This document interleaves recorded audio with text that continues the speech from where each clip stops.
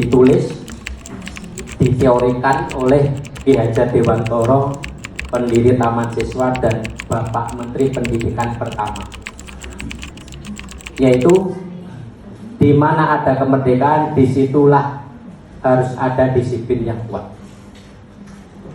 Sungguh pun disiplin ini bersifat self-disiplin, yaitu kita sendiri yang mewajibkan. Tetapi jika tidak cakap melakukan self-disiplin, wajiblah penguasa lain mendisiplinkan diri. Dan tinggal pilih seperti Bapak Ibu. Bapak Ibu sebenarnya kalau udah self-disiplin, itu nggak perlu ada peraturan. Karena apa? Self-disiplinnya udah komitmen. Kalau tidak komitmen Pak, maka ada peraturan. Jadi misalkan nih, Pak Sony naik kendaraan memakai helm lah. Kira-kira alasannya apa Pak Sony? Tentang keselamatan. Kalau nilai keselamatan dan keyakinan ini tertanam semua orang, maka nggak ada perlu peraturan membawa itu. Begitu juga dengan Bapak Ibu, ketika ngajar, jamnya ngajar, jamnya jadwal pulang. Enak-enak kan Bapak Ibu? Kalau keyakinan seperti itu sudah dijalankan, maka nggak perlu peraturan. Ini juga seperti yang sudah disampaikan teori Diana Gosen. Jadi kata Pak Budi, motivasi itu ada dua Pak Win. Apa Pak Budi? Motivasi intrinsik dan ekstrinsik kan gitu kan. Yang internal. Kalau internal kita bahas yang setelahnya ya. Kalau eksternal, Bapak Ibu melakukan disiplin. Kenapa? Yang pertama untuk menghindari ketidaknyamanan atau hukuman. Misal dipanggil kurikulum, misalkan dipanggil pembinaan, maka itu masih intrinsik Bapak Ibu.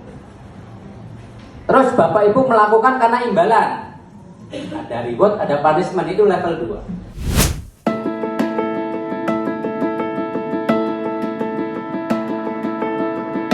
Assalamualaikum warahmatullahi wabarakatuh. Alhamdulillahirobbilalamin. Puja dan puji syukur kepada Allah Subhanahu wa Ta'ala. Sampai hari ini kita masih diberi nikmat yang sangat luar biasa, yaitu nikmat iman, nikmat Islam, dan nikmat sehat. Sholawat dan salam mari kita aturkan ke junjungan besar Nabi Muhammad Sallallahu Alaihi Wasallam. Mudah-mudahan dia akhir kita mendapatkan syafaat beliau. Amin. Bapak Ibu tim manajemen, wakil masing-masing bidang, kepala jurusan masing-masing bidang, dan Bapak Ibu guru yang saya hormati, terima kasih sebelumnya telah menghadiri sosialisasi tentang budaya positif yang di SMK Negeri 3 Kota Bekasi. Jadi kami di sini akan sosialisasi tentang budaya positif. Mudah-mudahan budaya positif ini terlaksana atau terimplementasi di SMK Negeri 3 Kota Bekasi. Amin ya rabbal alamin. Jadi budaya positif yang pertama adalah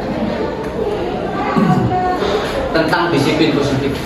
Jadi ketika kita belajar budaya positif itu banyak banget ya Bapak Ibu, ya. Ada tentang disiplin positif, ada nilai-nilai universal, ada 5 kontrol, ada macam-macam lah pokoknya, ada segitiga restitusi, dan itu akan kita mencoba sharing, berbagi sama Bapak Ibu agar dalam pendidikan Indonesia atau khususnya di dalam pemahaman tentang budaya positif di sekolah kita itu satu pemahaman.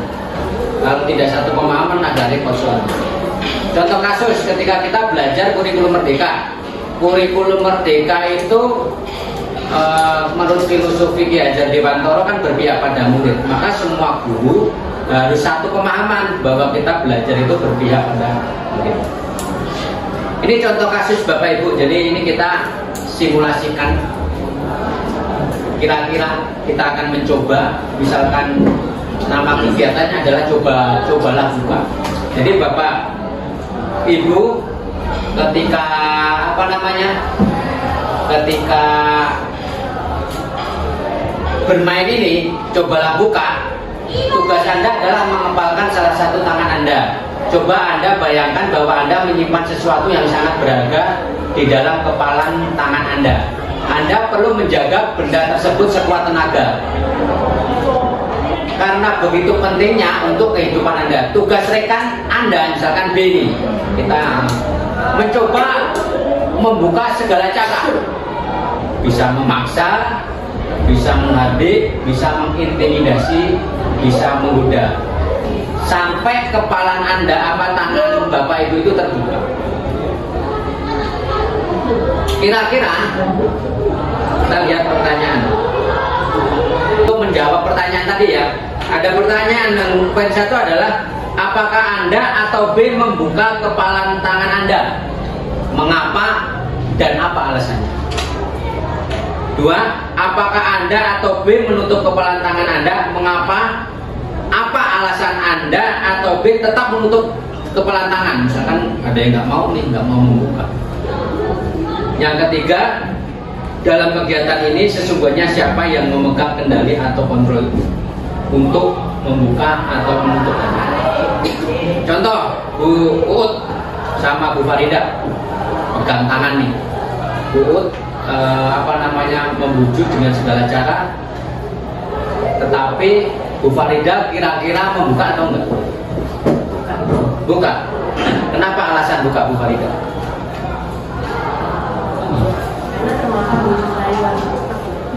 Tetapi yang bisa membuka tangan atau membuka kepala tangan Bu Farida itu Bu Uut atau Bu Farida? Pasti Bu Farida. Itu karena semuanya kontrol ada di Bu Farida. Itu juga sama Bapak Ibu, bahwa kita itu tidak bisa mengontrol orang lain, tetapi kita hanya bisa mengontrol diri sendiri. Ini ntar berdasarkan dokter terakhir ya, yang teori Goshen sama antar terakhir kita akan bahas. Endingnya di situ sih. Jadi kalau kita siswa nggak masuk, kita nggak bisa kontrol. Yang bisa kontrol itu adalah diri sendiri. Berdasarkan nilai-nilai apa Pak? Berdasarkan nilai-nilai budaya positif yang kita akan diskusikan.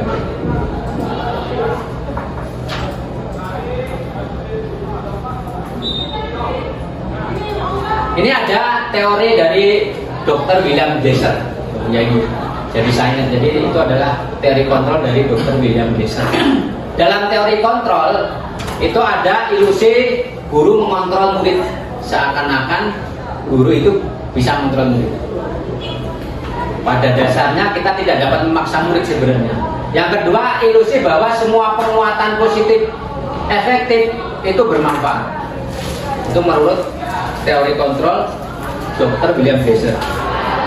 Yang kemudian yang berikutnya adalah ilusi bahwa kritik dan membuat orang merasa bersalah dapat menguatkan karakter. Itu adalah cara-caranya. Yang berikutnya adalah ilusi bahwa orang dewasa memiliki hak untuk memaksa. Contoh, orang tua memaksa kepada anak.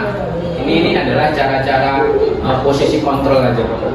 Ntar kita akan mempelajari 5 posisi kontrol ya Bapak Ibu. Ini teori Dr. William Glasser. Nah, teori kontrol itu dibagi menjadi 2, tentang stimulus respon dan teori kontrol tadi. Kalau stimulus respon Pak, realitasnya misalkan kebutuhan kita sama kok. Misalkan kita berangkat tertib nih, realitasnya kebutuhan kita berbeda. Jadi semua orang itu punya cara pandang sendiri-sendiri Bapak Ibu. Kemudian semua orang melihat hal yang sama. Misalkan kita melihat gunung nih, kayaknya halus nih, tetapi kenyataan setiap orang memiliki gambaran yang berbeda. Misalkan sisi kanan, sisi kiri, dia akan berbeda. Kemudian kita mencoba mengubah orang agar berpandangan sama dengan kita. Sebenarnya kita berusaha memahami pandangan orang lain tentang dunia. Jadi saling memahami berbeda. Jadi kalau suami istri itu nggak satu pandangan ya, nggak mungkin satu pandangan. Tetapi gimana caranya untuk memahami?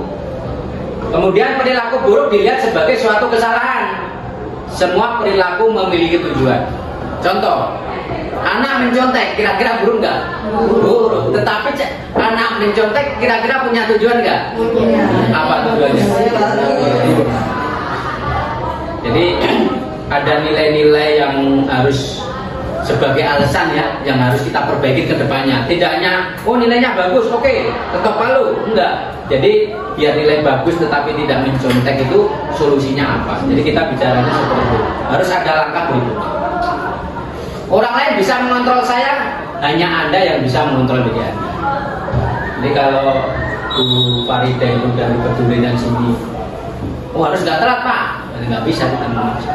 Yang bisa mengontrol diri sendiri Bu Farida itu ya Bu Farida. Harus gimana biar nggak telat?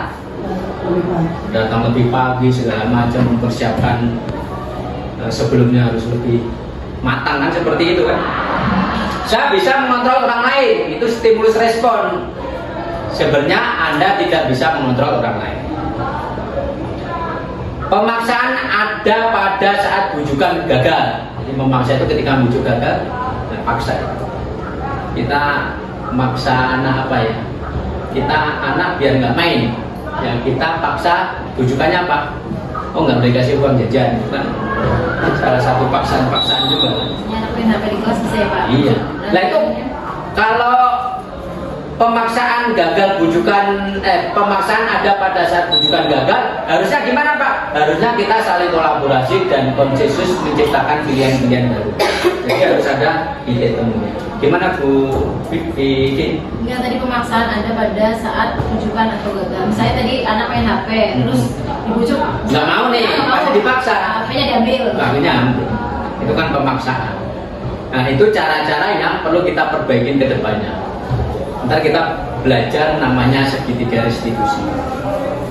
Jadi Bapak Ibu sebagai manajemen harus paham dulu nih sebelum ke teman-teman yang lain. Ini sudah waktu sudah kami sampaikan waktu disiplin PNS di ruang guru. Saya sudah sama Bapak Kepala Sekolah, ini sudah saya perlihatkan. Ini menurut Ki Hajar Dewantara bahwa di mana ada kemerdekaan, disitulah disitulah harus ada disiplin yang kuat. Sungguh pun disiplin itu bersifat self-disiplin. Jadi yang harus kita tanamkan adalah self-disiplin, yaitu disiplin diri sendiri. Tetapi jika tidak ada, wajiblah penguasa lain mendisiplinkan diri kita. Dan peraturan demikian itulah harus ada di kalangan suasana yang berbeda. Jadi kalau dalam sekolah itu self-disiplinnya kurang maksimal, Bapak Ibu, boleh hanya peraturan. Peraturan biar lebih efektif Pak, bisa dibikin kesepakatan. Nanti kita juga akan belajar kesepakatan dan akan menjadi keyakinan.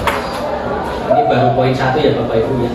Sebagai pendidik tujuan kita adalah menciptakan anak-anak yang memiliki disiplin diri sehingga mereka bisa berperilaku dengan mengacu pada nilai-nilai kebajikan universal dan memiliki motivasi intrinsik bukan ekstrinsik.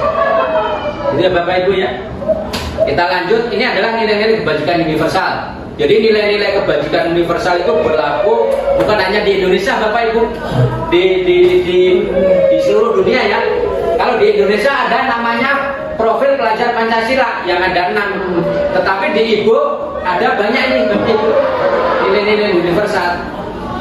9 pilar karakter ini ada di IHF dan macam-macam Bapak Ibu ya. Ini satu-satu contoh bahwa nilai-nilai kebajikan universal itu ada di seluruh dunia.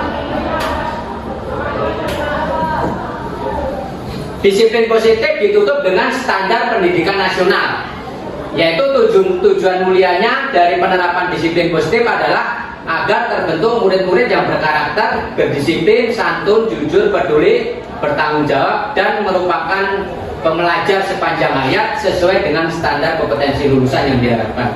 Ini adalah buah dari disiplin positif Bapak Ibu. Ada pertanyaan? Sebelum ke materi yang kedua, yaitu tentang teori motivasi, hukuman, penghargaan, atau restitusi. Lanjut Bapak Ibu ya. Oke. Menurut Diana Gosen dalam bukunya Restructuring School Discipline itu menyatakan ada 3 motivasi perilaku. Yang pertama itu untuk menghindari ketidaknyamanan atau hukuman. Itu biasanya apa? Biasanya siswa-siswa yang imannya belum kuat nih. Dia berambut cepat biar nggak dipotong rambutnya. Dia berambut cepat biar nggak dipotong rambutnya oleh mungkin BPBK ya waktu kita sekolah dulu, atau biar tidak dipotong tim kesiswaan Pak, biar acak-acakan. Yang kedua, dia berangkat nih biar nggak terlambat, berangkat pagi biar nggak apa? Nah, biar nggak disuruh misalkan keliling kayak atau apa itu seperti itu. Itu yang pertama adalah menghindari ketidaknyamanan atau ini termasuk motivasi yang bersifat eksternal, belum intrinsik ya. Yang kedua, untuk mendapatkan imbalan atau penghargaan. Di sini nih, reward dan punishment. Itu Bapak Ibu? Di tengah-tengah. Ini nomor 2. Ini juga masih motivasi eksternal. Yang ketiga, untuk menjadi orang yang mereka inginkan dan menghargai diri sendiri dengan nilai-nilai yang mereka percaya. Ini bicaranya iman. Orang kalau punya keimanannya tinggi, misalkan sholat ya kebutuhan, itu nggak perlu disuruh-suruh sholat lagi, udah sholat aja. Nah ini yang dinamakan motivasi intrinsik atau motivasi. Dan nilai yang nomor 3 ini yang harus kita tanamkan kepada diri sendiri, juga ke peserta didik. Seperti Bapak Ibu. Jadi kalau sudah mempunyai motivasi intrinsik atau yang menurut Ki Hajar Dewantara itu self disiplin, ya nggak usah ada peraturan, udah damai semuanya di dunia itu, damai aja.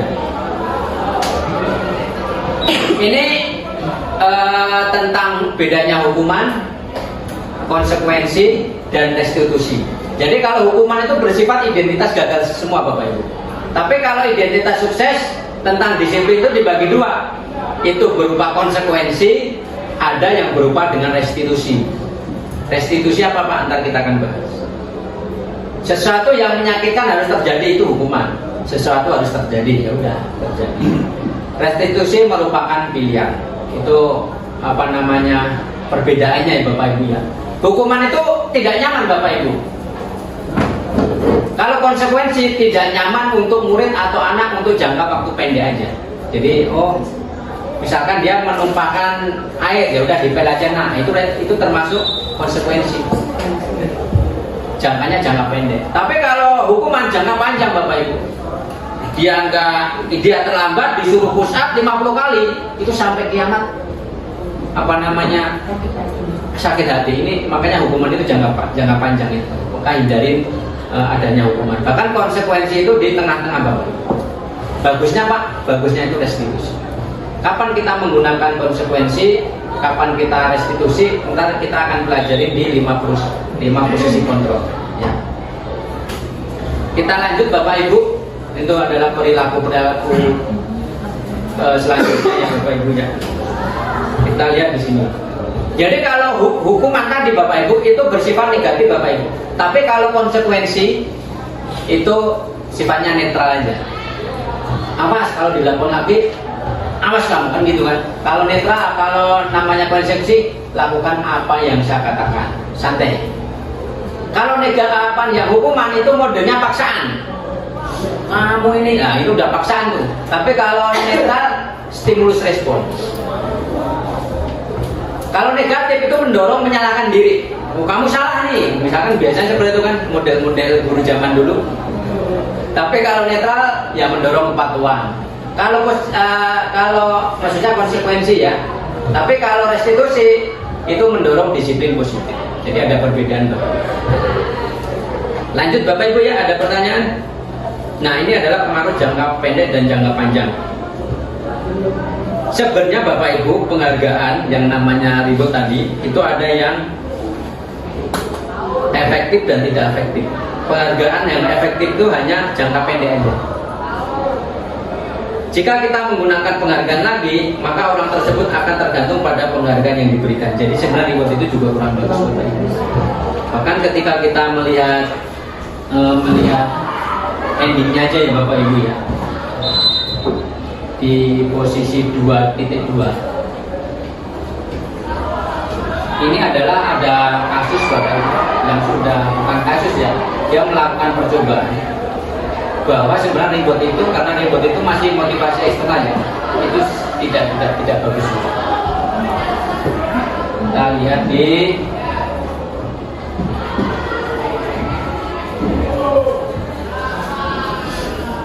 ini penghargaan ini ada risetnya Bapak Ibu ya. Nah, kita nomor 1 nih, misalkan penghargaan tidak efektif, penghargaan merusak hubungan. Ketika seorang diberi penghargaan atau dipuji di depan orang banyak, maka yang lain akan merasa iri, dan sebagian diri mereka tidak menyukai orang yang diberikan penghargaan. Ini berdasarkan teori-teori ya Bu. Dan ada risetnya Bapak Ibu, contoh penghargaan mengurangi ketepatan. Jadi riset nomor 1, dalam sebuah percobaan sekelompok anak laki-laki berusia sekitar 9 tahun diminta untuk melihat gambar-gambar wajah yang ditampilkan di layar dan harus memberitahu jika wajah-wajah tersebut sama atau berbeda. Gambar-gambar tersebut hampir sama. Beberapa dari mereka diberi penghargaan nih dalam bentuk uang pada saat mereka memberikan jawaban benar, sementara sebagian yang lain tidak. Tapi hasilnya apa? Anak-anak yang dibayar tadi itu membuat lebih banyak kesalahan. Jadi sebenarnya sudah ada riset ya bahwa penghargaan itu juga mengurangi ketepatan, ada penghargaan menurunkan kualitas, ada risetnya juga Bapak Ibu. Terus penghargaan juga mematikan kreativitas. Makanya kalau penghargaan itu hanya jangka pendek aja Bapak Ibu. Jangka panjangnya Pak, ya self disiplin atau budaya positif yang dari motivasi internal tadi Bapak Ibu. Nah sekarang tentang yang nomor 3, tentang keyakinan kelas. Keyakinan kelas itu caranya gimana Pak? Ya kita bikin stimulus saja kepada anak. Stimulusnya gimana Pak? Misalkan kita kasih pertanyaan, kenapa memakai helm? Kira-kira Pak Yopi kenapa Pak memakai helm Pak? Demi keselamatan. Bu Bibi takut ada polisi. Benar juga. Pak Sony demi keselamatan. Bu tadi helm nih misalnya, semuanya ada di sini. Tetapi keyakinan yang kita miliki yang bersifat positif itu demi keselamatan. Nggak punya helm Pak, ya itu alasan aja. Tapi itu juga benar Bapak Ibu, emang nggak punya helm gimana mau pakai? Biar ini Pak, biar tidak ditangkap polisi juga benar juga Pak. Iya, itu motivasi eksternal.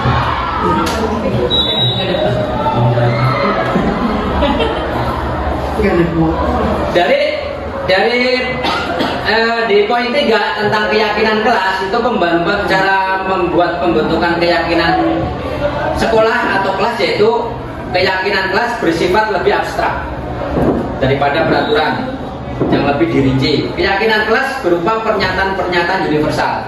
Pernyataan-pernyataan universal itu bisa diambil dari nilai-nilai universal tadi Bapak Ibu, yang tentang profil belajar Pancasila, yang Ibu yang tadi itu adalah bisa diambil dari situ. Pernyataan keyakinan kelas senantiasa dibuat dalam bentuk positif, Kemudian semua warga kelas hendaknya ikut berkontribusi dalam membuat keyakinan kelas lewat kegiatan curah pendapat. Caranya gimana Pak untuk membuat keyakinan kelas? Yang pertama adalah kita melihat peraturan yang ada dulu Bapak Ibu. Jadi ini sudah kami bikin di 12 TKJ 1 ya. Contoh peraturan sekolah nih, dilarang terlambat. Itu peraturan sekolah kan Bapak Ibu? Iya. Sekarang kalimat positif dari dilarang terlambat kira-kira apa? Masuk tepat waktu. Datang tepat waktu itu kalimat positif, itu siswa harus nulis Bapak Ibu. Berarti Bapak biar dia itu meyakinkan ada kalimat positif. Ini caranya. Terus datang tepat waktu. Terus dilarang membuang sampah. Kira-kira kalimat positifnya apa? Buang sampah ke tempatnya. Buang sampah ke tempatnya. Sekarang setelah kita tahu peraturan yang ada, kita inventaris menjadi kalimat positif. Dari kalimat positif kita ambil dari nilai kebaikan atau nilai kebajikan yang ada di nilai-nilai universal tadi. Contoh, dilarang terlambat. Kalimat positifnya datang tepat waktu. Ketika kita datang tepat waktu, itu nilai kebaikan kira-kira apa, Pak?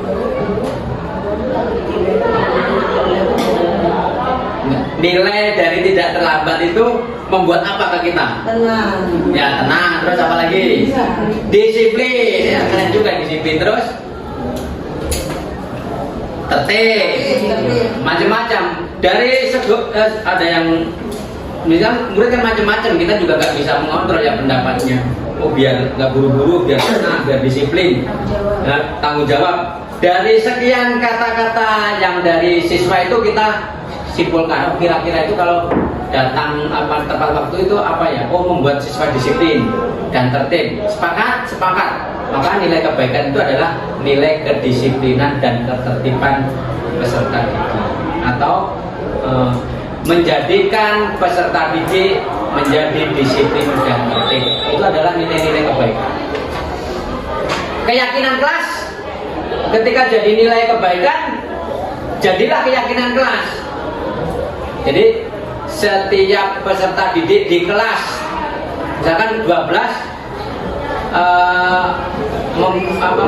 mempunyai rasa disiplin dan tertib yang tinggi. Itu harus misalkan menghormati guru, itu tentang keyakinan kelas. Diambil dari nilai-nilai kebaikan seperti itu.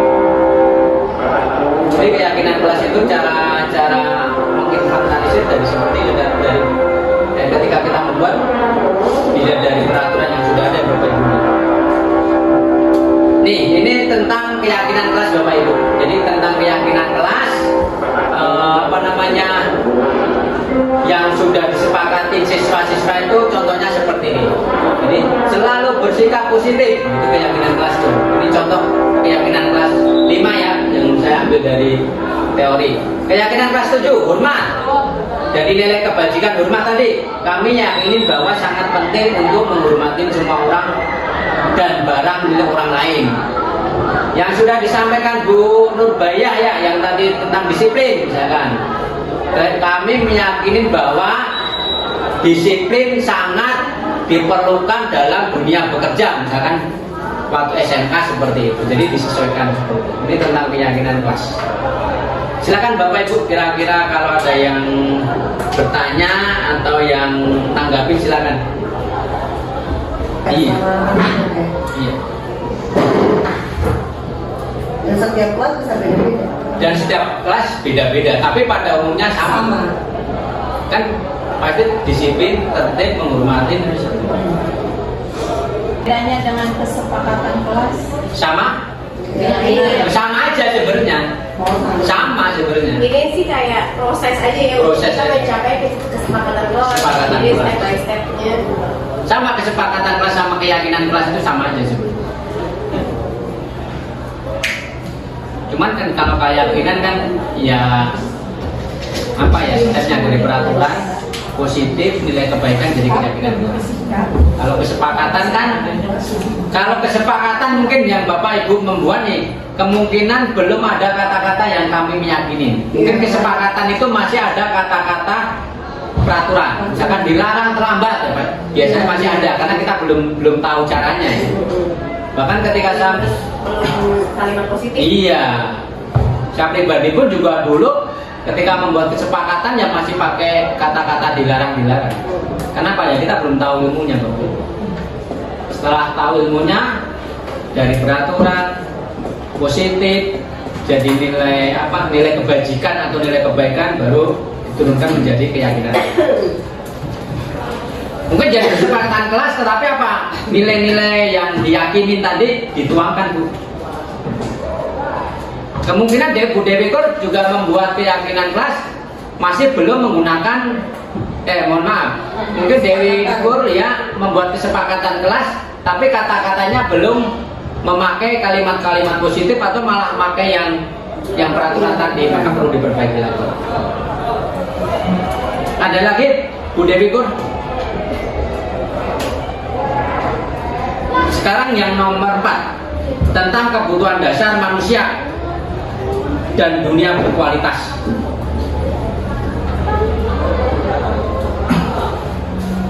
Jadi 5 kebutuhan dasar itu, yang pertama adalah bertahan hidup, survival, ada kasih sayang, ada penguasaan, ada kesenangan, dan ada kebebasan Bapak.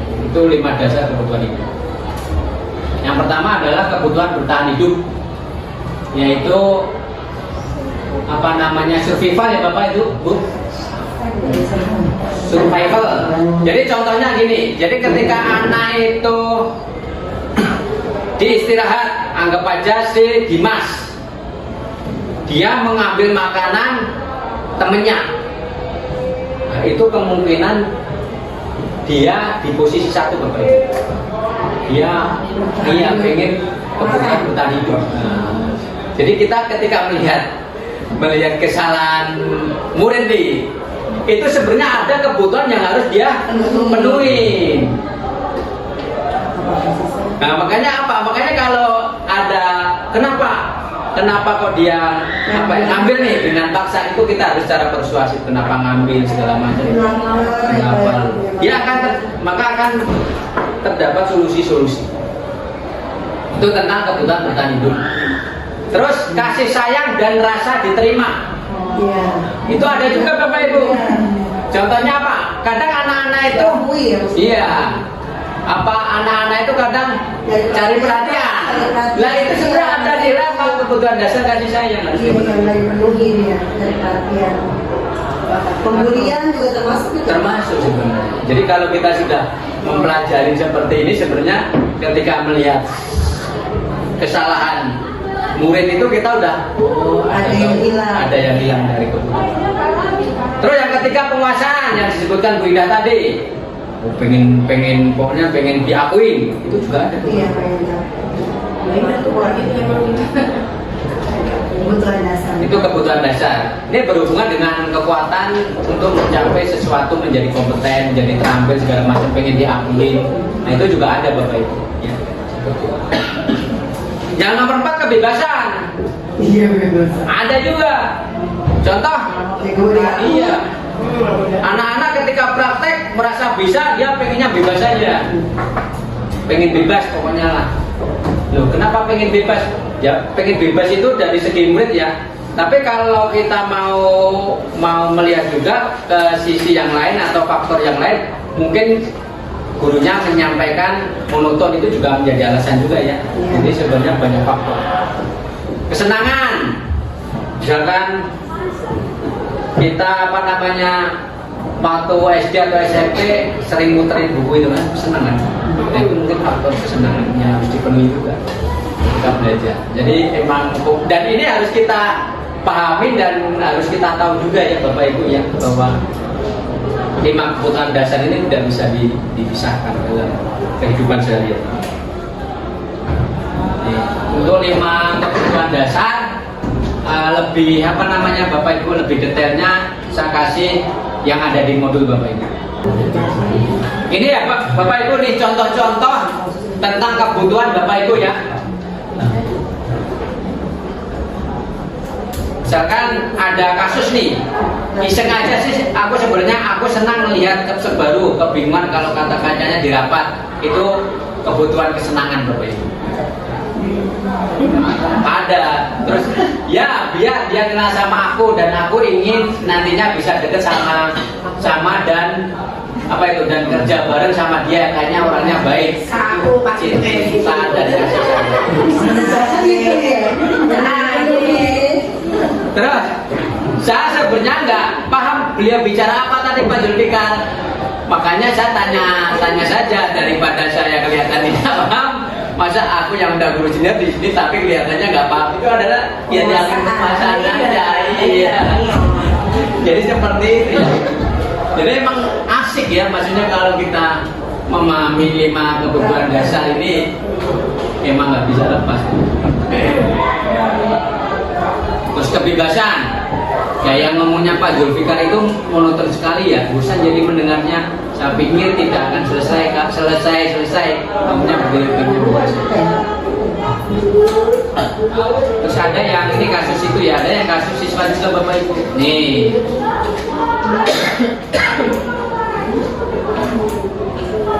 Ibu guru bilang aku tidak boleh bersenandung waktu mengerjakan tugas. Jadi ketika ada siswa nih, dia singshot atau bersenandung nih. Iya. Katanya kelas harus tenang. Misalkan Bu Farida, nak ngapain? Nggak boleh ya senandung. Nah, iyanya nih, dia sebenarnya pengen tak senang. Yang tergantung kesepakatan.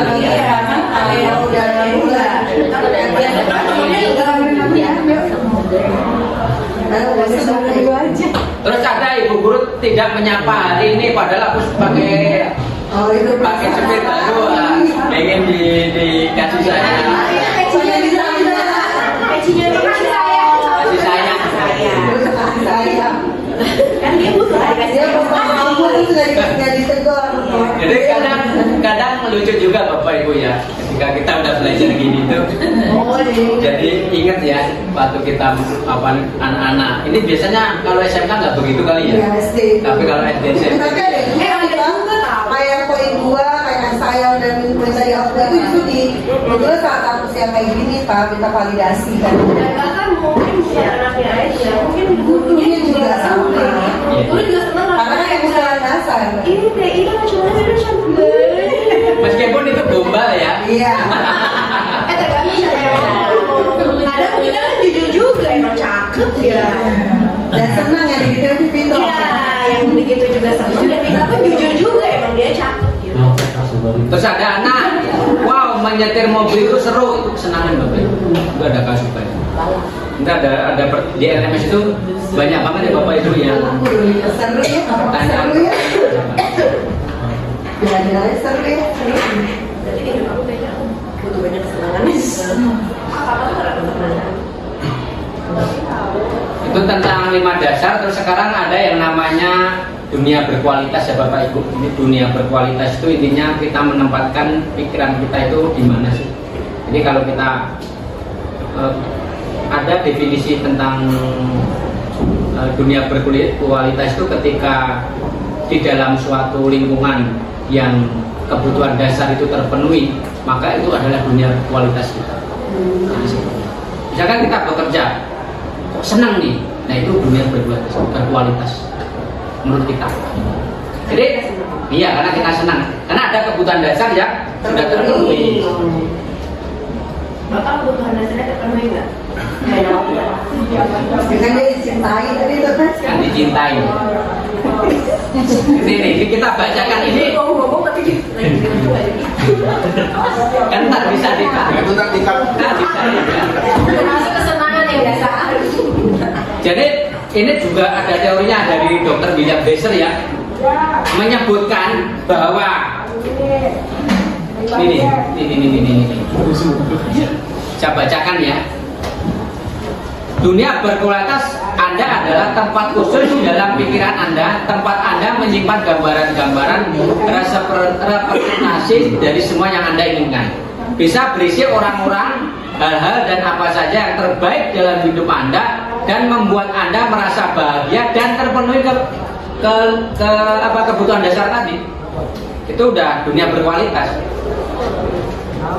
Dr. William Besser menyebutkan seperti semacam album foto, sehingga isinya tidak akan terlalu banyak, hanya akan terdiri dari beberapa hal saja yang sangat signifikan dan benar-benar terbaik dalam hidup Anda, yang membuat hidup Anda menjadi lebih bermakna.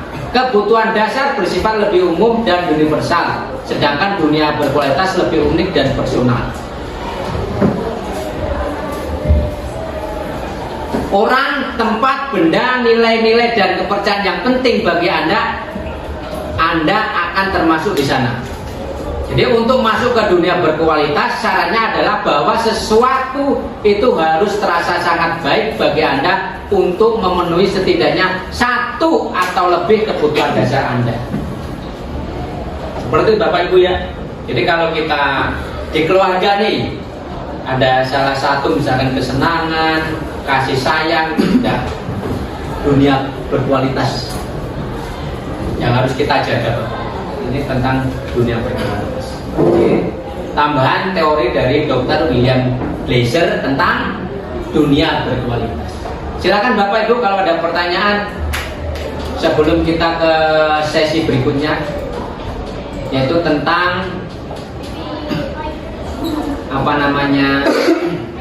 posisi kontrol. Yang asik 5 posisi kontrol dan segitiga distribusi. Karena kita sebagai pendidik ya, tentang 5 dasar kebutuhan dasar sama dunia berkualitas. Ada pertanyaan Bapak Ibu? Tidak ada ya, kita lanjut ke 5 posisi kontrol Bapak Ibu ya. Lanjut. Semangat Pak Sony. Nah, Diana Gosen dalam bukunya Restitusi Restructuring School Discipline 1998 mengemukakan bahwa guru perlu meninjau kembali penerapan disiplin di dalam ruang-ruang kelas mereka selama ini. Apakah telah efektif, apakah berpusat, apakah memerdekakan dan memandirikan murid, bagaimana dan mengapa. Melalui serangkaian riset dan berdasarkan pada teori kontrol, Dr. William Glasser Gosen berkesimpulan ada 5 posisi kontrol seorang guru atau orang tua dalam melakukan kontrol. Apa saja Pak? Yang pertama adalah penghukum. Ada Bapak Ibu yang posisi kontrol penghukum. Seorang penghukum bisa menggunakan hukuman fisik maupun verbal. Ini hati-hati Bapak Ibu ya. Jadi menghukum itu nggak harus fisik, verbal juga. Sindiran, patuhi aturan saya, atau awas nih, kamu selalu saja salah. Nah, itu ada juga ya. Ini adalah posisi penghukum. Ini biasanya guru-guru model lama Bapak. Ya, yang tua-tua. Yang kedua, pembuat merasa bersalah. Pada posisi ini biasanya guru akan bersuara lebih lembut. Tapi ujungnya nyelekitin aja kalau yang merasa bersalah itu. Dia kalau ngomong malah nanti sekali yang ngomong nyelekit. Iya. Nah itu ada tuh, ibu sangat kecewa sekali dengan kamu. Itu kan ibaratnya kan nyelekitin adik. Berapa kali bapak harus memberitahu kamu kan? Tapi ini suaranya kan. Ini di 5 posisi kontrol. Yang ketiga teman, ya ini jangan sampai ya. Tapi ada juga sebagai posisi teman. Ayolah, berulah bapak demi bapak ya. Ada juga. Ada juga. Ya sudahlah, kali ini tidak apa-apa, nanti ibu bantu bereskan. Itu ada sebagai posisi teman. Keempat, pemantau. Memantau. Peraturannya apa sih? Tahu kalau terlambat konsekuensinya apa? Itu pemantau. Sanksi atau konsekuensinya apa kalau terlambat, itu di pemantau.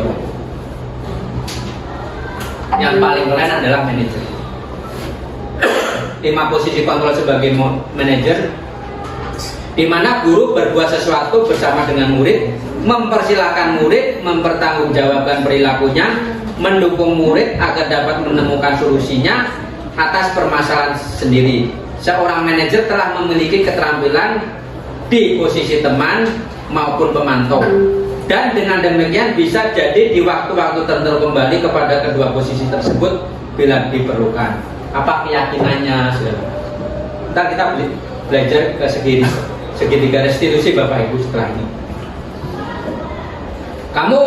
Jika kamu meyakinin, apa kamu bersedia memperbaikinya? Itu fungsi manajer. Itu kita praktekkan di segitiga restitusi. Contoh 5 posisi kontrol Bapak Ibu. Ya, contoh 5 posisi kontrol itu kita bisa lihat di video ini Bapak Ibu ya. Tapi ntar saya akan skip bagian itu ya Bapak Ibu.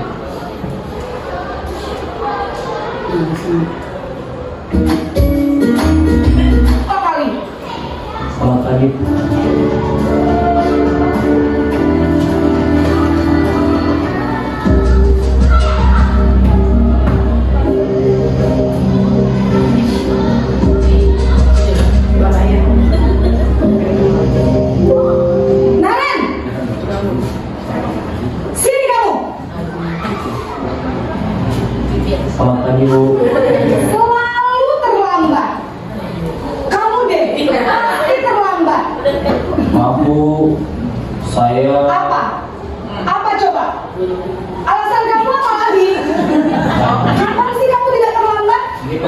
Bapak Ibu ya.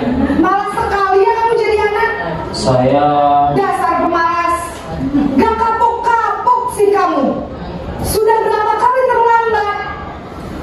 Sana, kamu keliling lapangan basket 2 kali. kenapa saya harus keliling lapangan basket, Bu? Kenapa? Kamu melawan ibu. Berani-beraninya jawab. Sudah terlambat, masih berani jawab pula. Sekarang keliling lapangan basket 5 kali sekalian. Biar kapok. Cepat. Pergi sana ke lapangan basket. Ini posisi penghukum Bapak Ibu. Posisi penghukum biasanya berbicara dengan nada tinggi, menghardik, menunjuk-nunjuk, menyakiti, dan menyindir. Hukuman bisa berupa fisik maupun psikis. Ibu dan Bapak guru hebat. Dampak yang terjadi pada murid ketika guru berada pada posisi penghukum adalah murid cenderung akan memberontak, bahkan menyimpan dendam.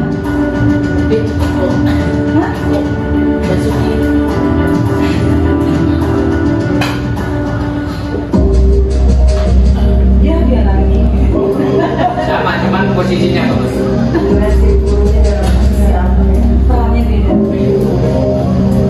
Naren, Tapi kan itu soal Naren, kamu kenapa terlambat lagi, nak? emas ini. Ya Tuhan, Naren, kamu senang ya bikin ibu susah ya? Kok mau berasa bersalah? Kalau kamu terlambat lagi, nanti ibu yang ditegur bapak kepala sekolah, nak. Disangka ibu tidak bisa membina kamu. Ibu gimana ini? Maaf, Bu. Duh Gusti Naren, kamu suka ya kalau ibu ditegur bapak kepala sekolah? Terus, sekarang ibu harus tulis apa ini di buku absen? Ini kamu sudah sering terlambat loh. Ibu harus apa coba? Maaf, Bu. Maaf sekali. Ya sudah, lain kali jangan bikin ibu susah lagi ya nak ya. Ibu tidak akan kuat lagi kalau kamu begini terus. Bisa jantungan kalau ibu ditegur bapak kepala sekolah. Sana cepat ke kelas. Maaf ya, Bu. Maaf sekali. Posisi pembuat rasa bersalah berbicara dengan nada tenang, cenderung lembut. Namun kata-kata yang diutarakan membuat murid merasa menjadi orang yang gagal, memandang buruk dirinya sendiri, merasa tidak berharga, dan tidak sanggup membahagiakan orang lain. Ketika guru mengambil posisi pembuat rasa bersalah, murid akan menganggap dirinya yang bersalah dan ia akan menyimpan emosi negatif tersebut di dalam dirinya.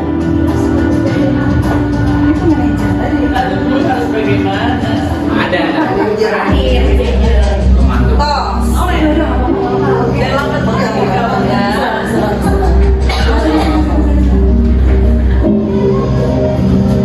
Naren,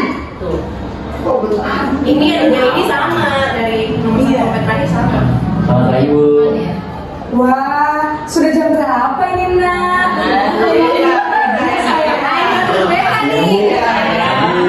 Saya membangunkan saya, Bu. Kamu malah menyalahkan ibu kamu. Kamu bukannya anak yang larinya paling kencang. Kok terlambat sih? Iya, Bu. Saya memang terlambat bangun tadi. Jadi, biarpun saya lari kencang, tetap gak kekejar, Bu. Ya sudah sana. Nanti lain kali larinya lebih kencang lagi ya. Biar gak terlambat lagi. Bikin senang ibu. Demi ibu. Bisa kan? Bisa lah, Bu. Sana masuk kelas. Ibu beresin urusan absen kamu. Kamu ini ada-ada saja. Dalam posisi tenang, guru berbicara dengan nada suara ramah, akrab, cenderung bersenda gurau untuk menjaga suasana tetap santai. Murid akan merasa senang, aman, dan akrab dengan guru. Identitas yang tercipta adalah identitas sukses atau berhasil. Namun, perlu diingat, karena ini masih dorongan eksternal, maka ada faktor ketergantungan dari murid kepada orang tertentu. Di sini, guru lain waktu, murid bisa berperilaku baik, namun hanya kepada orang-orang tertentu saja.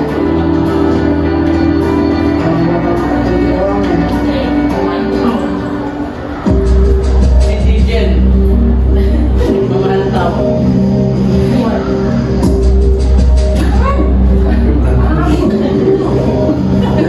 Naren, Dia mah gak ganti-ganti. Naren, apa peraturan sekolah kita tentang jam berapa kita harus masuk sekolah, nak? Kita harus di sekolah jam 7, Bu.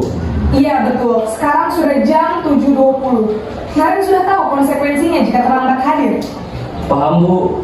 Saya harus tinggal kelas pas jam istirahat selama 20 menit. Iya benar, konsekuensinya demikian.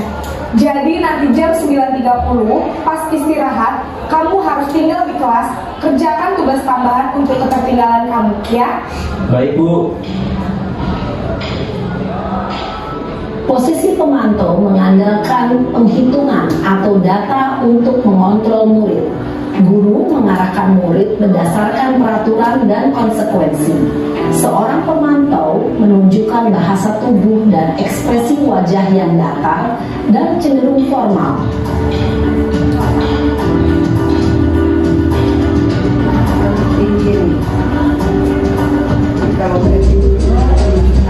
Naren lagi.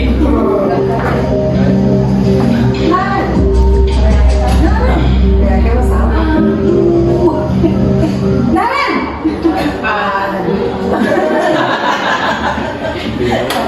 Selamat pagi, Bu. Selamat pagi, Naren. Maaf, Bu. Saya terlambat. Ya, sekolah masuknya jam 7, sekarang sudah jam 7.20. Jadi sekarang bagaimana ini, Naren? Maaf, Bu. Saya lupa setel alarm saya semalam. Baiklah, menurut kamu, keyakinan sekolah yang mana yang perlu kamu tingkatkan? Menghargai diri sendiri dan orang lain mungkin, ya, Bu. Setuju. Jadi, apakah Naren meyakini prinsip saling menghormati tersebut? Iya, Bu. Saya meyakininya. Apakah Naren bersedia memperbaiki masalah perlambatan itu? Bersedia, Bu. Bagaimana kamu akan memperbaiki masalah perlambatan ini? Bisa kebagian. Saya akan coba untuk tidak lupa menyetel alarm saya, Bu. Baik, kalau Naren lupa menyetel alarm di rumah, ada orang yang kira-kira bisa bantu mengingatkan tidak? Ada, Bu. Kakak saya, Kak Emma. Ada lagi selain Kak Emma? Selain Kak Emma, ada ibu saya. Baik, jadi yang mengingatkan Naren adalah Kak Emma dan ibu kamu, ya? Kira-kira akan mulai set alarm kapan nih, Naren? Setelah pulang sekolah, akan segera saya lakukan. Baik, jadi Naren akan setel alarm untuk bangun besok pagi dan akan diingatkan oleh kakak dan ibunda Naren, ya. Ada lagi yang mungkin perlu dilakukan, Naren, agar tidak terlambat bangun lagi. Tidak ada, Bu. Baik, Naren, terima kasih untuk kerjasama kamu. Sekarang kamu perlu kembali ke kelas untuk belajar. Baik, Bu. Terima kasih. Ulang lagi. Posisi manajer adalah posisi kontrol yang disarankan untuk membimbing murid memiliki sikap disiplin yang positif, yaitu murid yang mandiri, bertanggung jawab, dan dapat memecahkan masalah. Tujuan dari posisi ini adalah agar murid dapat berefleksi atas tindakannya. Guru akan dengan tulus memberikan pertanyaan-pertanyaan bermakna, sehingga membuat murid dapat belajar dari kesalahannya dan mencari sebuah solusi untuk menyelesaikannya. Itu ya Bapak Ibu ya. Itu tentang posisi kontrol. Jadi diharapkan memang sebagai guru kita idealnya di posisi manajer atau minimal banget pemantau.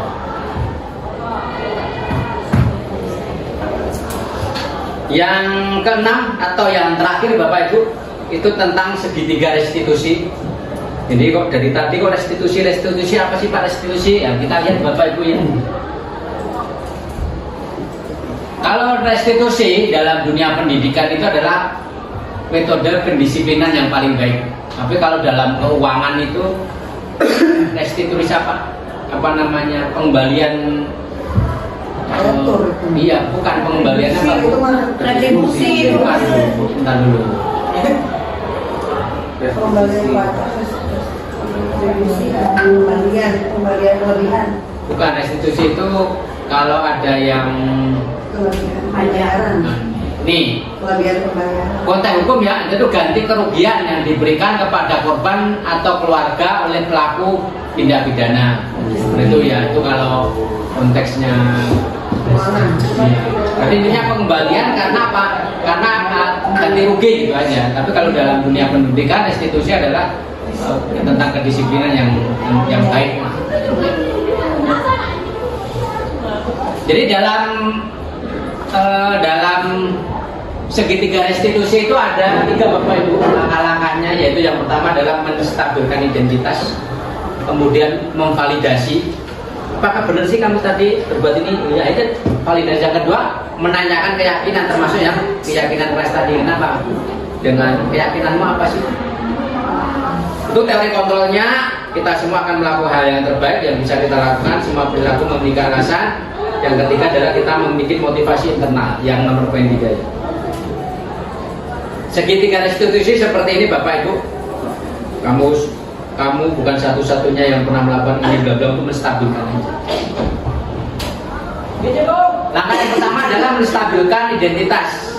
Itu berdasarkan prinsip pembuat kesalahan adalah bagian dari proses pembelajaran. Kemudian B, berperan menggeser identitas murid, identitas gagal menjadi identitas sukses. Yang ketiga atau yang C, jangan mengkritik murid yang sedang mengalami identitas gagal. Ini kadang yang agak ditarik juga ya Bapak Ibu ya.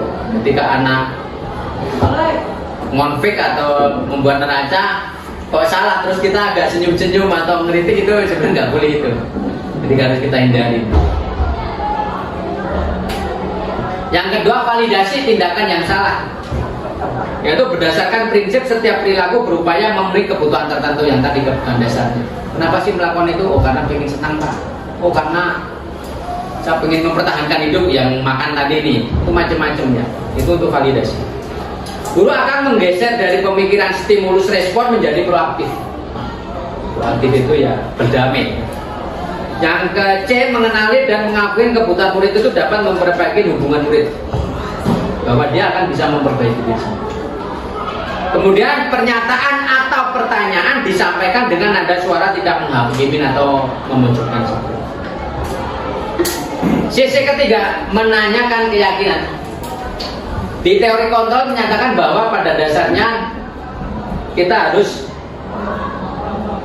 memotivasi anak untuk termotivasi dari dirinya sendiri, atau yang sering disebut dengan intrinsik.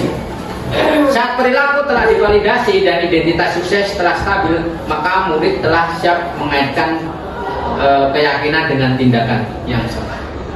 Oh iya, yang tadi yang manajer tadi, oh berarti emang terlambat salah. Ini ntar penguatan. Sebelum penguatan ada kata-kata Bapak Ibu, kata-kata di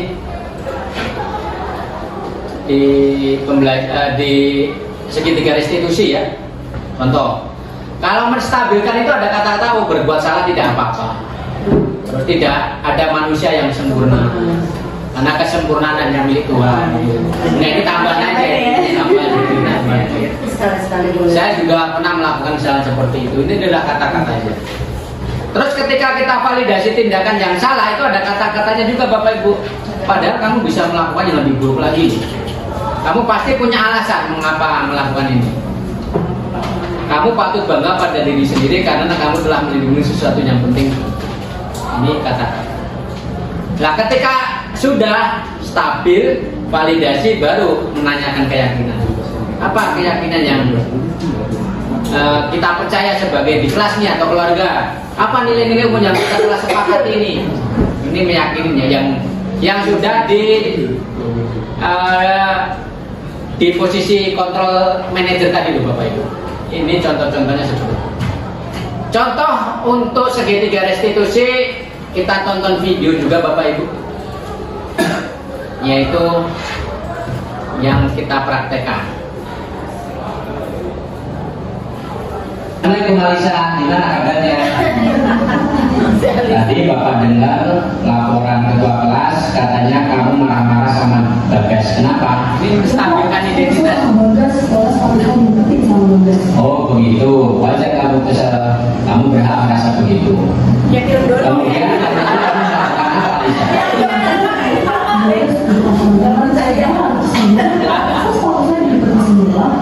Baiklah, kamu melakukan itu pasti punya alasan tertentu kan? Validasi.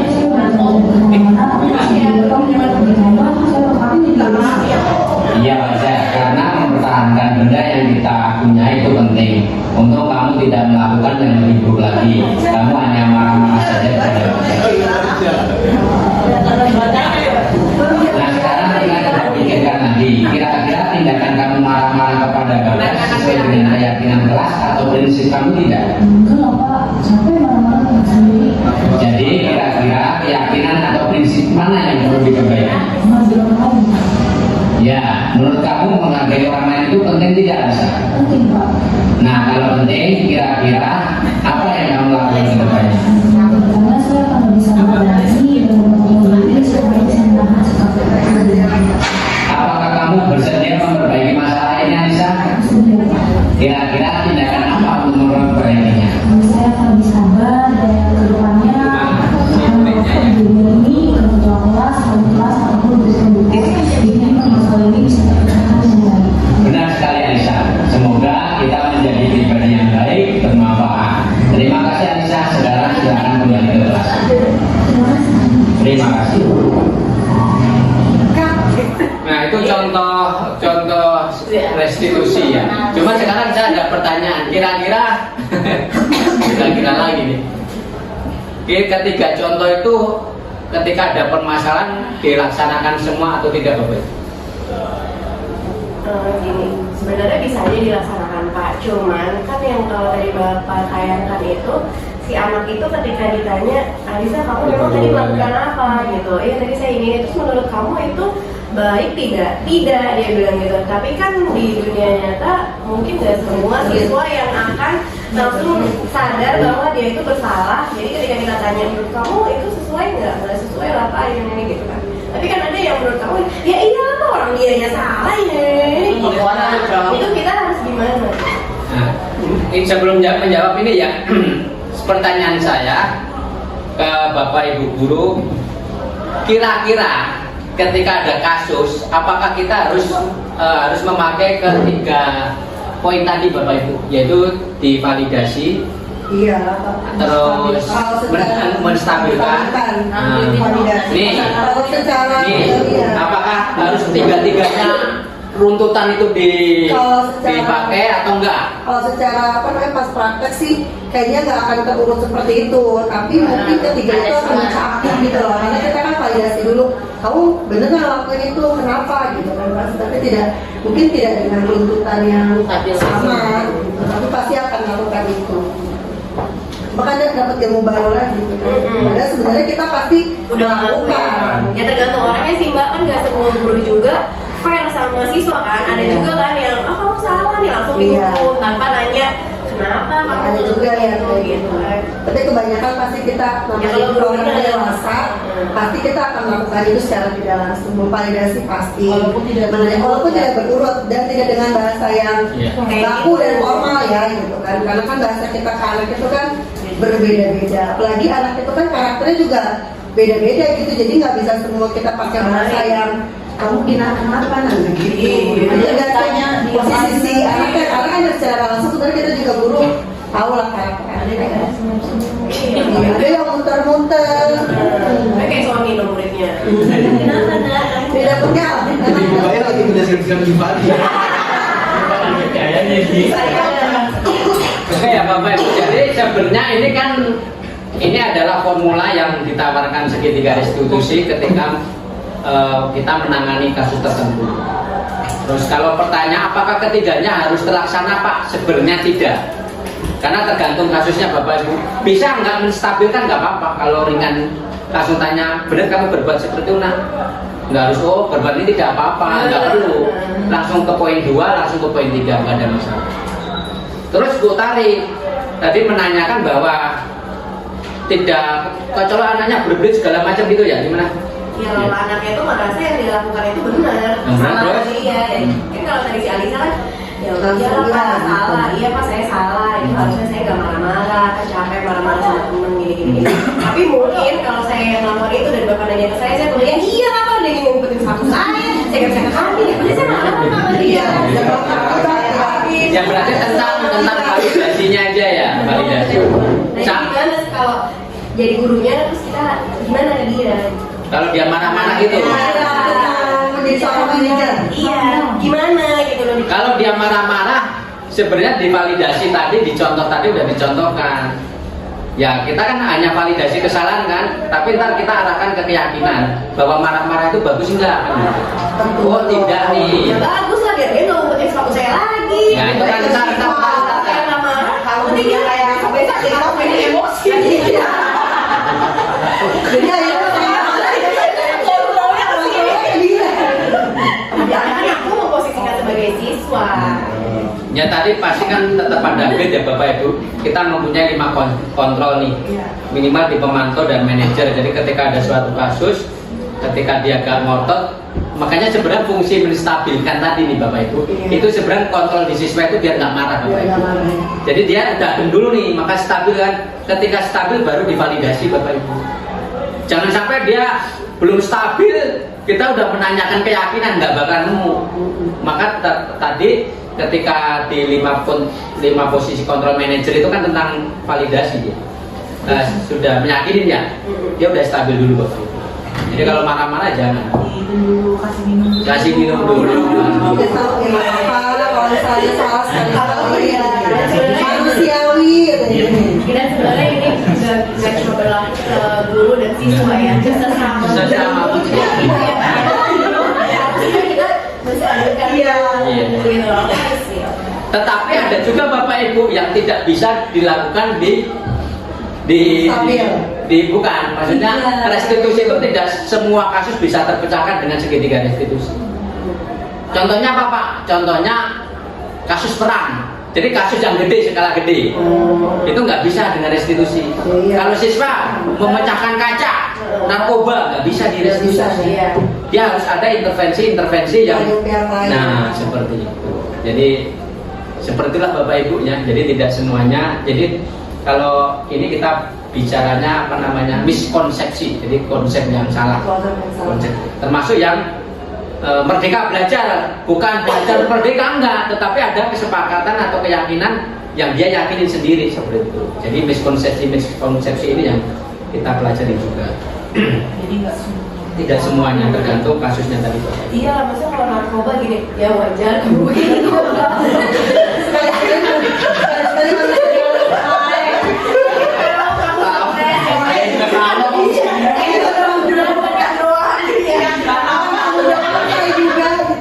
Iya, cuman yang tadi kemarin itu miskonsepsi kami dapat dari instruktur sana ya, jadi memang tidak mencatatnya saya. Jadi ada beberapa yang konsep yang salah ya tentang merdeka belajar, tentang merdeka belajar seenaknya bukan gitu. Jadi tetap ada keyakinan, iya, semaunya nggak seperti itu. Distabilkan. Oke ya Bapak Ibu, asik kan asik Bapak Ibu.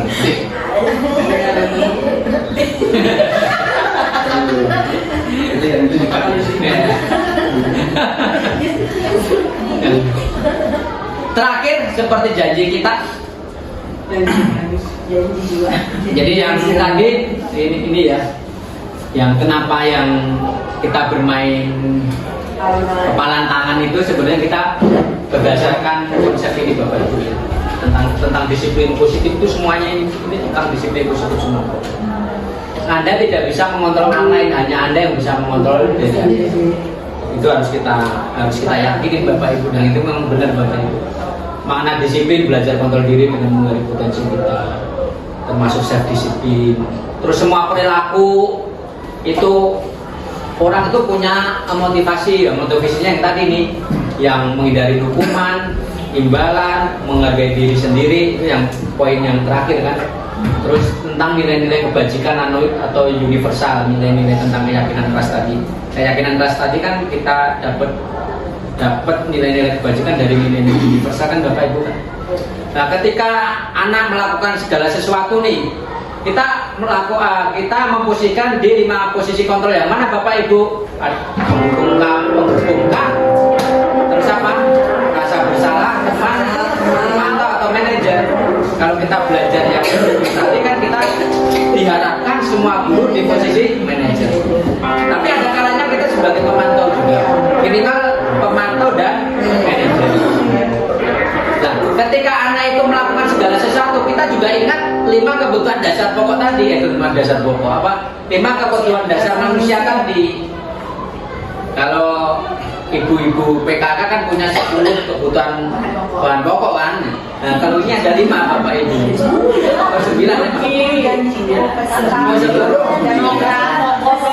10 apa Bu? 10 program PKK, 10 program PKK. 10 yang benar. Ya.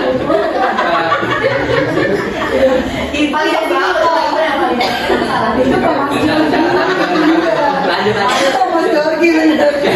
Jadi kita tetap melihat 5 dasar kebutuhan manusia tadi Bapak Ibu. Jadi memang dia butuhnya kasih sayang, dia butuhnya pengakuan dan sebagainya.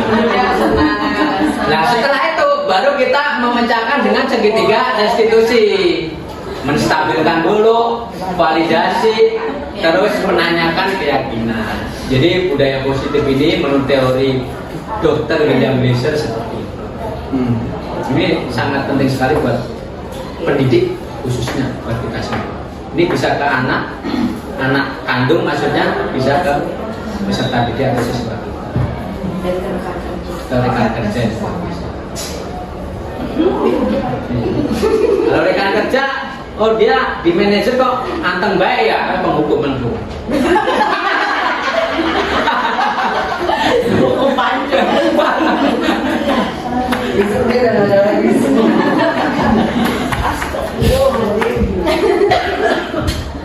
Ada pertanyaan Bapak Ibu? Silakan kalau ada pertanyaan. Kalau cukup sekian dari kami. Terima kasih. Billahi taufiq wal hidayah. Wassalamualaikum warahmatullahi wabarakatuh. Tepuk tangan buat kita semua.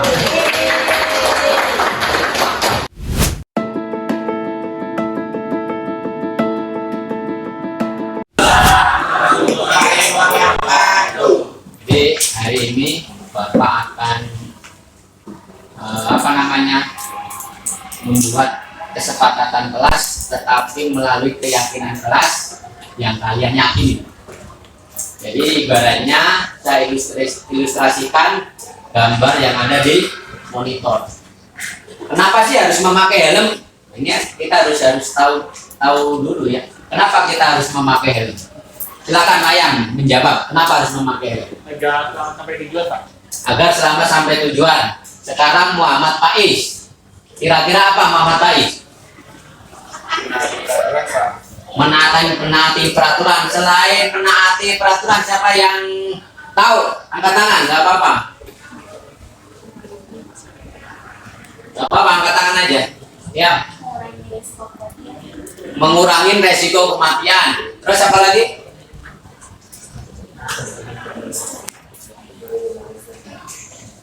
Ayo apa lagi?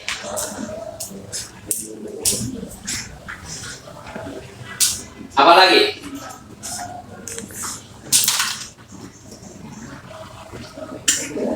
Biar tidak ditilang. Benar juga. Terus apa lagi? Demi apa tadi? Ada yang satu lagi nih. Meminimalisir kecelakaan atau untuk keselamatan diri. Nah, itu adalah faktor-faktor kenapa kita harus memakai helm. Tetapi yang perlu kita ketahui bersama bahwa dalam memakai helm itu, misal, Pak, biar nggak ditilang sama polisi. Alasannya benar juga. Jadi tidak ada yang salah, tidak ada yang benar ya. Alasannya benar juga. Pak, biar tidak ditilang polisi. Benar alasannya. Berarti ketika kalian memakai helm, berarti ada faktor eksternal yang yang mendorong kalian atau yang mendorong kalian untuk berbuat seperti itu. Itu namanya motivasi eksternal. Terus siapa Pak Is ini Pak, meminimalkan kecelakaan atau demi keselamatan pribadi. Itu juga benar, berarti itu ada faktor yang ada di dalam hati untuk meyakini perbuatan itu benar, maka itu yang dinamakan faktor internal atau motivasi intrinsik.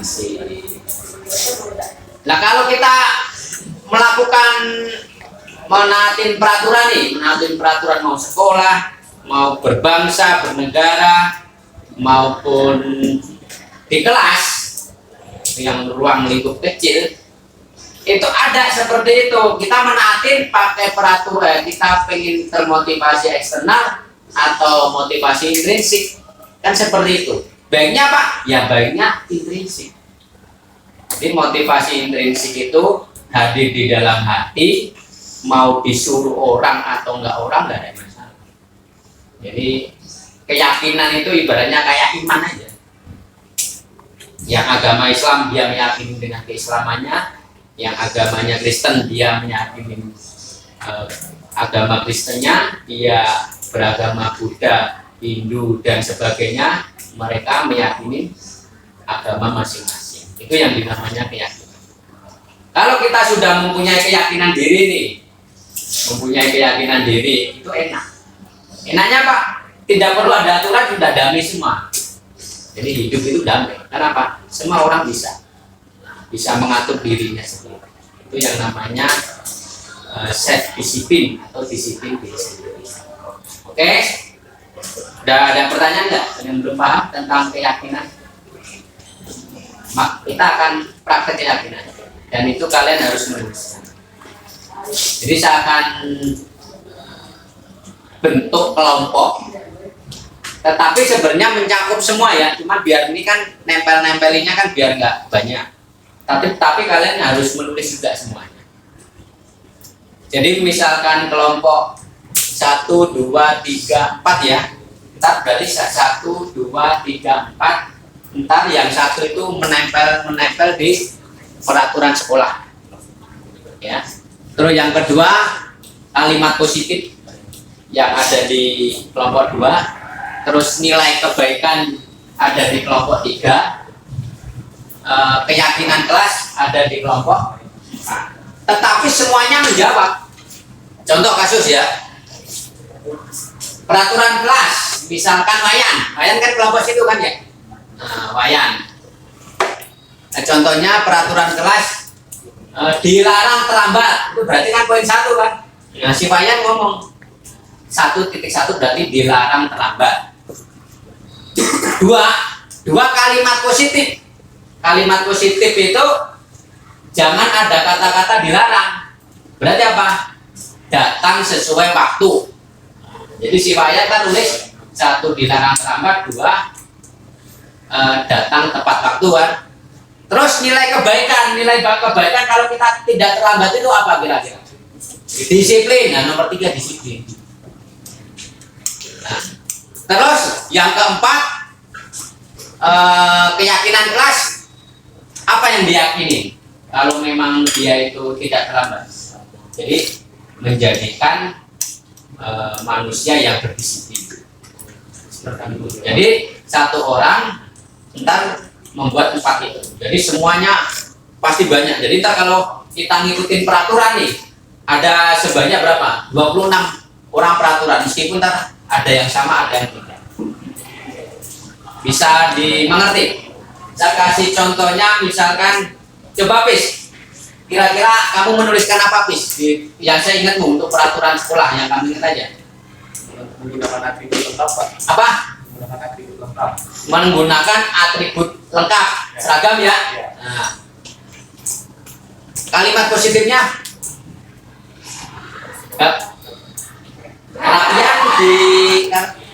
kerapian dinilai kebaikan nih. Jadi kalimat peraturan sekolah kalau tidak salah wajib menggunakan gitu kan ya. Nah, kata-kata wajib kan ini kan yang kedua. Baru kalimat positifnya apa? memakai atribut sekolah lengkap.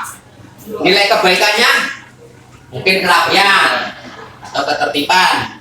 Berarti untuk keyakinan kelas, kalau kita tertib apa?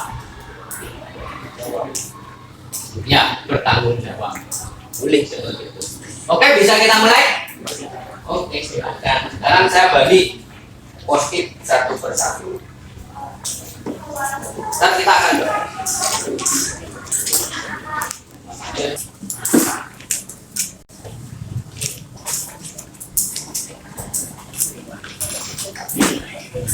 tetap nilai-nilai sepat-patnya ya. Meskipun kelompok 3 nih, tetap nilai sepat-patnya.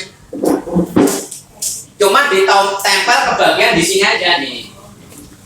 Pas baca. Berarti ntar yang poin 3 itu yang saya baca. Cuman kan itu kalian nulis dari peraturan, dari kalimat positif, ada nilai kebaikan, ya kita antar keyakinan kelas kita simpulkan. Tetap ditulis jadi ada 4.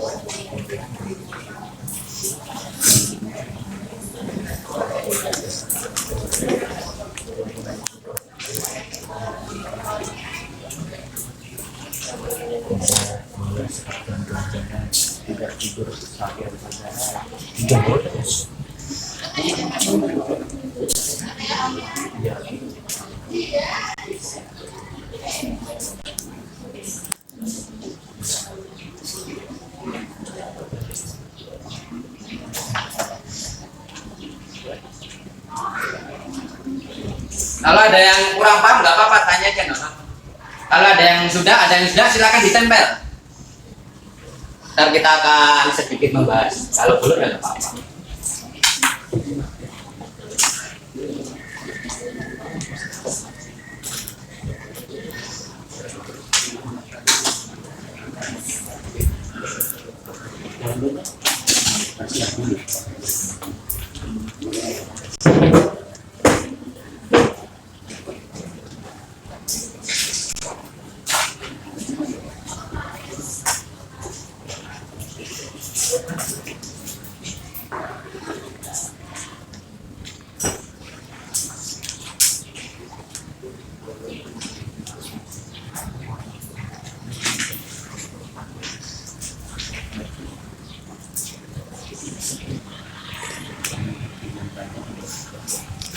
Wayan sudah ya? Sudah, Pak. Silakan ditempel. Kalau wayan kan kebagian di peraturan sekolah ya. Meskipun wayan juga akan membuat kalimat positif, nilai kebaikan maupun keyakinan kelas. Kita bacakan dulu ya wayan ya. Wayan, dilarang berambut panjang. Ini kan peraturan kan.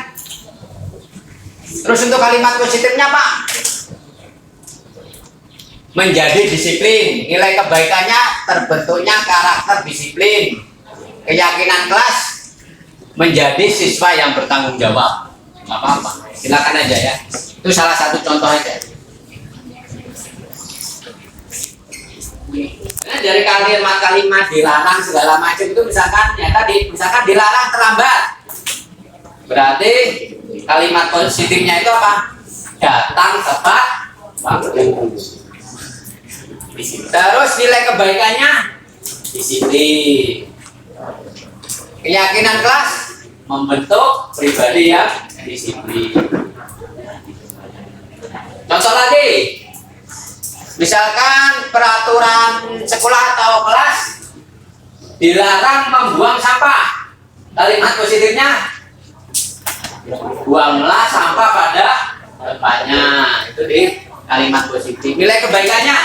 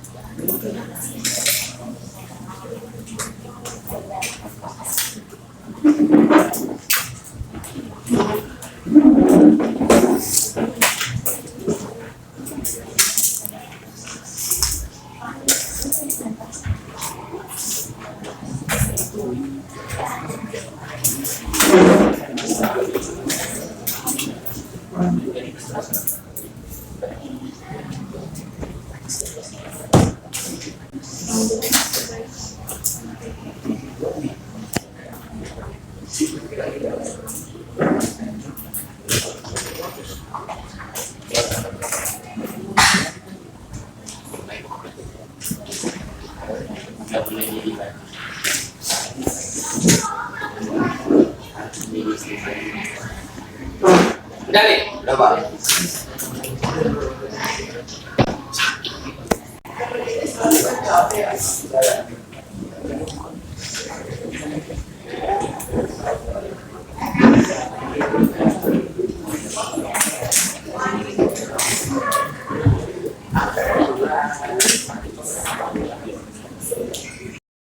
Masih itu 2 pas ya.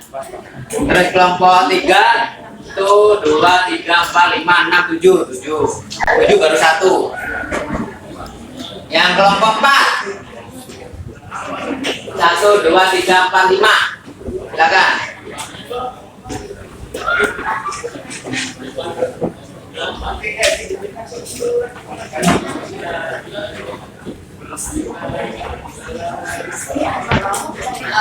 Saya bacakan satu aja, terus saya konfirmasi.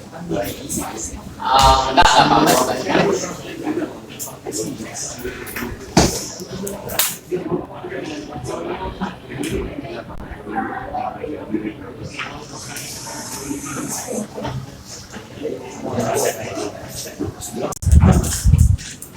Tadi saya sudah membacakan wayan ya. Sekarang saya membacakan Ahmad Faiz. Mana Ahmad Faiz? Oh iya. Ahmad Faiz dilarang makan saat pelajaran. Itu peraturannya. Untuk kalimat positif, makan pada saat istirahat. Nah, nilai kebaikannya apa? Menjaga ketertiban. Itu untuk nilai kebaikannya. Keyakinan kelas apa? Menjadi disiplin. Jadi seperti itu ya. Jadi ketika kita tertib sesuai dengan jadwalnya, maka membuat pribadi yang disiplin. Itu adalah nilai-nilai keyakinan. Jadi nilai kebaikan. Kelompok 4. Lamela, peraturan sekolah tidak boleh membawa dan memakai make up. Kalimat positif, berpenampilan sesuai peraturan. Nilai kebaikan adalah menjaga penampilan siswa sebagai seorang siswa. Jadi kalau siswa ya penampilannya siswa, bukan penampilannya sebagai artis ya. Betul. Keyakinan kelasnya adalah menjadi rapi dan disiplin. Jadi banyak banget keyakinan kelas ini yang kita hasilkan dari nilai-nilai kebaikan yang kalian yakini. Mungkin cukup sekian dari Bapak. Terima kasih. Tepuk tangan buat kita semua. Cukup sekian. Bila taufik wal hidayah. Wassalamualaikum warahmatullahi wabarakatuh. Waalaikumsalam warahmatullahi wabarakatuh.